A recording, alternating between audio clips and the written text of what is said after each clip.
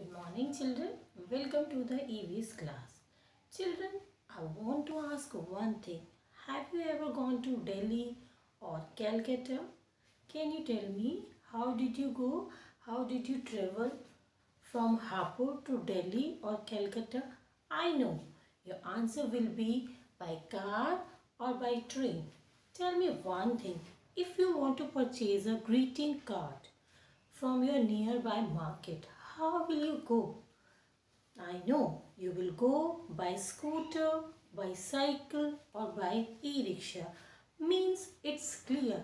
For nearby places we need different vehicle and for far places we need different vehicles. So today we'll study a new chapter, transport and communication. First we'll discuss about transport, then later on we'll discuss about communication. Okay, children, do you know in ancient time people walk long distances. In ancient time there were no vehicles and they had to walk long distances. They used to tame animals for carry load. Okay, but there were no vehicles, so the invention of wheel was done. First of all, carts came into use. After carts, bicycle came into use. Okay, so there are different means of transport like road transport, air transport and water transport. And you all know that all these means of transport made our life very comfortable. जो ये means of transport है, vehicles हैं, इन्होंने हमारी life को बहुत comfortable बना दिया है. Okay, we can carry the goods from one place to another very easily. As you know that if we want to take something from one place to another, we can carry by the vehicle. So our life has made very easy and comfortable by these means of transport after the development of means of transport. Children, I would like to introduce one fact. The fact is the GT road. GT road means Grand Trunk Road is one of South Asia's oldest and longest major roads. Okay, I'm repeating once again. The Grand Trunk Road is one of South Asia's oldest and longest major roads. And do you know who has started the construction? Sher Shah Suri initially started the construction of Grand Trunk Road. Okay, now I think it is clear. If you want to go to far places, you need a different means of transport, and for the nearby places, you will need different means of transport. Can you tell me, if you want to go to Australia, can you go by car? No, you need aeroplane. Okay, am I right? What you need? You need aeroplane. Have you ever traveled to aeroplane? I know many of you have traveled to aeroplane and it is really a good experience to travel by aeroplane.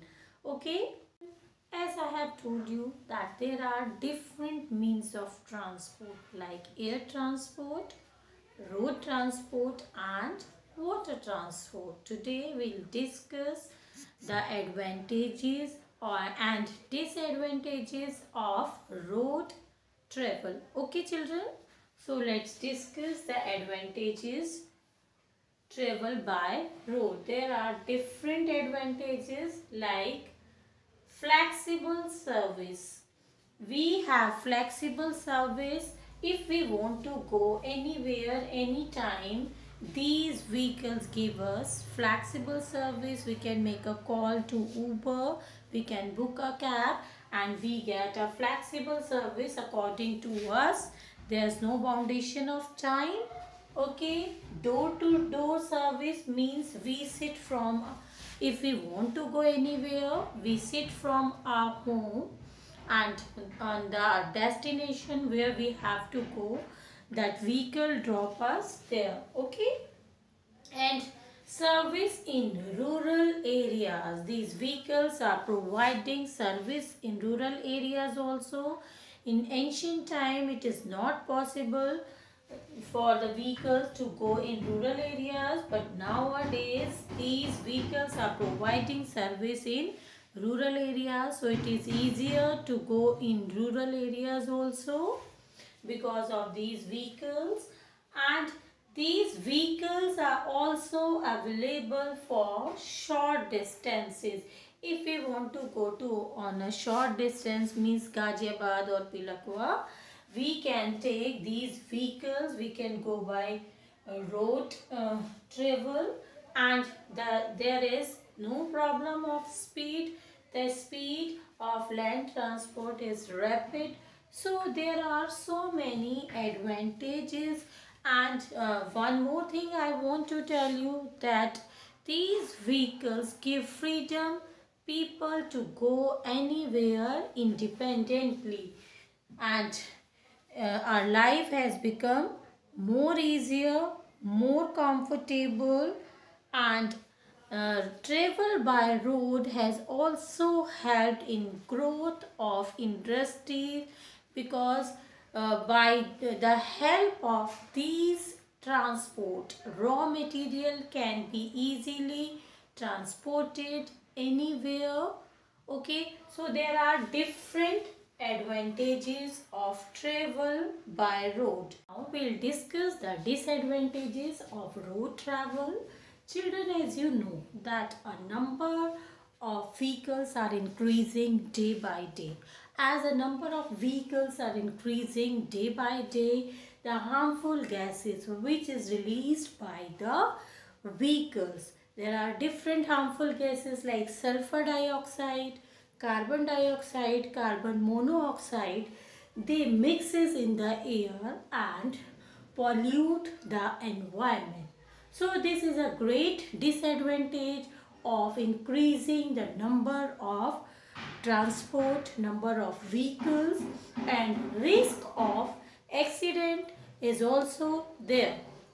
As you might have seen, there are so many cases of accident by road transport, and road transport is not the best option for very long distances and heavy cargo.